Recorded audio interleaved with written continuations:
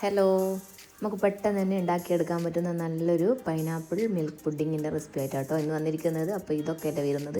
അപ്പോൾ ഇത് പെട്ടെന്ന് തന്നെ ഉണ്ടാക്കിയെടുക്കാൻ പറ്റുന്ന നല്ലൊരു പുഡിങ്ങാണ്.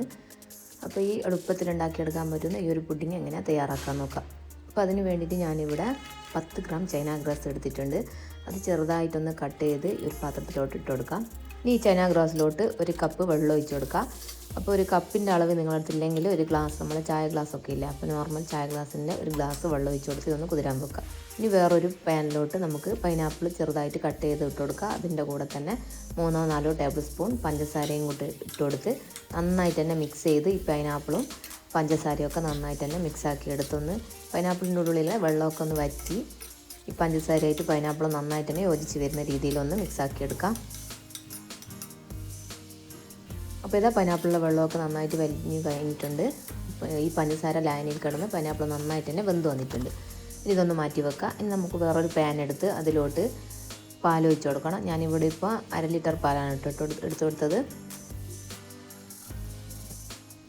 പാൽ ഒഴിച്ച് കൊടുത്തതിന് ശേഷം നമുക്കിതിന് മധുരത്തിന് ആവശ്യമായിട്ടുള്ള പഞ്ചസാര ചേർത്ത് കൊടുക്കണം. അപ്പോൾ 1/2 കപ്പ് പഞ്ചസാരയും പിന്നെ 1/2 കപ്പ് മിൽക്ക് മെയ്ഡും ആട്ടോ ഒഴിച്ച് കൊടുത്തിട്ടുള്ളത്. അപ്പോൾ നിങ്ങളുടെ മിൽക്ക് മെയ്ഡ് ഇല്ലെങ്കിൽ 1 കപ്പ് പഞ്ചസാര ഇട്ട് കൊടുത്താൽ മതി.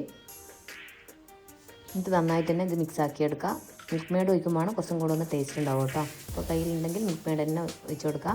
ഗ്ലാസ് അളവാണെങ്കിൽ 1/2 ഗ്ലാസ് ഒഴിച്ചാൽ മതി. ഈ ഒരു സമയം നമ്മൾ കുതിർക്കാൻ വെച്ചിരിക്കുന്ന ചൈന ഗ്രാസ് ഒന്ന് മെൽറ്റ് ചെയ്തെടുക്കണം. അപ്പോൾ അതിന് മീഡിയം ഫ്ലെയിമിൽ വെച്ചിട്ട് വേറൊരു അടുപ്പിൽ ഇത് മെൽറ്റ് ചെയ്യാൻ വെക്കാം. അപ്പോൾ പാല് തിളക്കുന്ന ആ ഒരു സമയം കൊണ്ട് തന്നെ ഇത് മെൽറ്റായി കിട്ടും.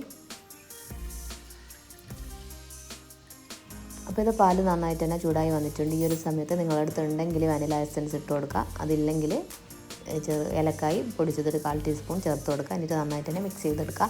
അതില്ലെങ്കിലും കുഴപ്പമൊന്നുമില്ല. അപ്പോൾ ഇതാ ഈ ഒരു സമയം തന്നെ നമ്മളെ ചൈന ഗ്രാസ് നന്നായിട്ട് തന്നെ മെൽറ്റായി വന്നിട്ടുണ്ട്. ഇനി നമുക്ക് ചൈന ഗ്രാസിൻ്റെ ഗ്യാസ് ഓഫ് ചെയ്യാം.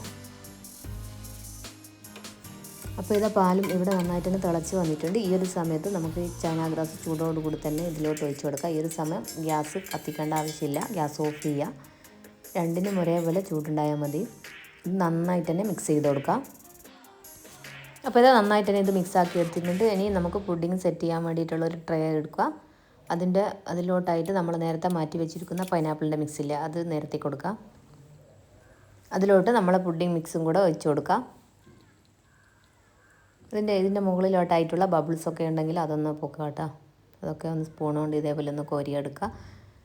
എന്നിട്ട് ഒന്ന് റൂം ടെമ്പറേച്ചറിലായതിന് ശേഷം ഒന്ന് തണുത്തിട്ടുണ്ടാവും. അതിന് ശേഷം വേണം നമ്മൾ ബാക്കിയുള്ള പൈനാപ്പിളിൻ്റെ പീസും കൂടെ ഇതിൻ്റെ മുകളിലോട്ടായിട്ട് ഇട്ട് കൊടുക്കാൻ വേണ്ടിയിട്ട്. പിന്നെ നിങ്ങൾക്ക് ഇഷ്ടമുള്ള രീതിയിൽ ഡെക്കറേഷൻ ചെയ്യാം കേട്ടോ. അപ്പോൾ ഇതെല്ലാം കൂടെ നന്നായിട്ട് തന്നെ ഒരു 3-4 മണിക്കൂർ ഫ്രിഡ്ജിൽ വെക്കുക. അതിന് ശേഷം തണുത്തതിന് ശേഷം എടുത്തിട്ടുള്ളതാണ്. നല്ല ടേസ്റ്റാണ്. പൈനാപ്പിളും ഈ ഒരു മിൽക്ക് പുഡിങ്ങും കൂടെ രണ്ടും മിക്സ് ചെയ്ത് കഴിക്കുമ്പോൾ നല്ല ടേസ്റ്റാണ്. അപ്പോൾ എന്തായാലും ഇത് എളുപ്പത്തിൽ ഉണ്ടാക്കാൻ പറ്റുന്ന ഒരു പുഡിങ്ങാണ്.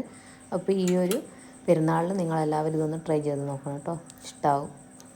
അപ്പോൾ എൻ്റെ ചാനൽ സബ്സ്ക്രൈബ് ചെയ്യാതെ കാണുന്നവരുണ്ടെങ്കിൽ സബ്സ്ക്രൈബ് ചെയ്യണേ. ലൈക്ക് ചെയ്യാനും ഷെയർ ചെയ്യാനും മറക്കരുത്.